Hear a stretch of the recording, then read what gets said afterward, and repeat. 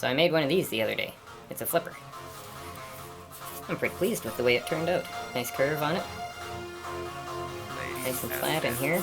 Now this is, this piece of wood I used here for this one is American elm. I had a little piece of flat stock that I had milled out of a log that I had last year.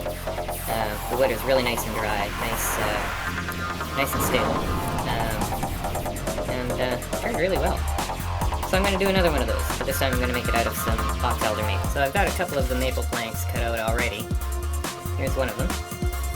It's the handle that I'm doing on the lathe. The rest of the work will be done on the belt sander. That's the word I was looking for. Yeah, so that's it's the belt sander that I'm going to use to flatten it out. So to make these relatively identical, basically all I did was laid it over top, found the center of where the butt of the handle will be. This will be the blade. As I said, this is the tailstock end, so it's going to go this way. This way. This, I'm going to put it in flat against, tighten it up a little bit just so it's holding in place. I'm going to move the tailstock up, make sure I get it into the center where I want it.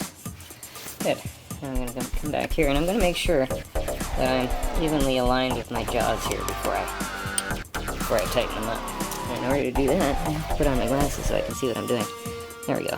Yeah, that's I got it all mounted up, so when I turn this on, we should be able to see this ghost image. Okay, that's pretty good. Now I'm just going to follow from the tail end up to the blade. I'm going to follow the ghost image to get that shape. Basically, I'm just cutting the handle on the lathe. The rest is done with the belt saw. Belt sander. I'm going to turn that up just a little bit. I want as smooth a cut as I can get on here. Really, for me, it's all about the feel.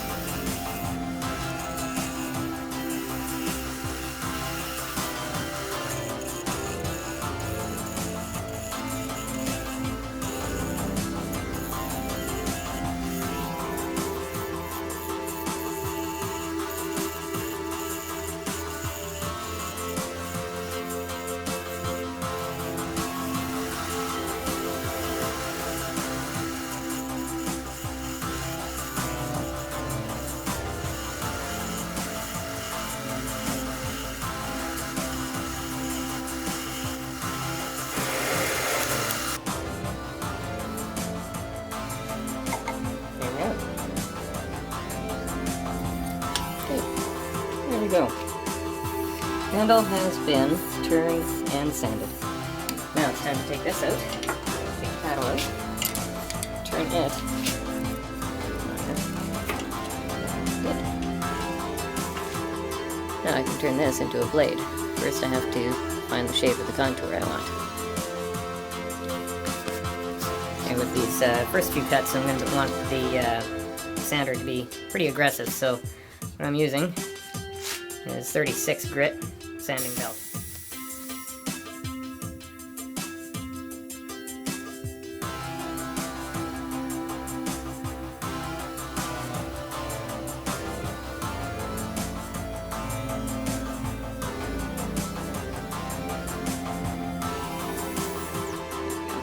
Thinner than I wanted, but I had to get each side matched up so that they're relatively the same thickness. And I also still have to take it down a couple grits. I'm using 36 grit on here right now. So now what I'll do is I'll go up to 50 and then 80 and then 120 and then I'll hand sand the rest and finish it with some olive oil and mineral spirits. Well, I finally got them done. Got a few of them here. Got some nice maple. Maple. Box elder maple. Some, cut some flat slabs off of a couple of logs that I had kicking around. There's another maple one. Different shape on that one. And this one. This one's mountain ash. Really cool grain pattern in there. Anyway, there you go.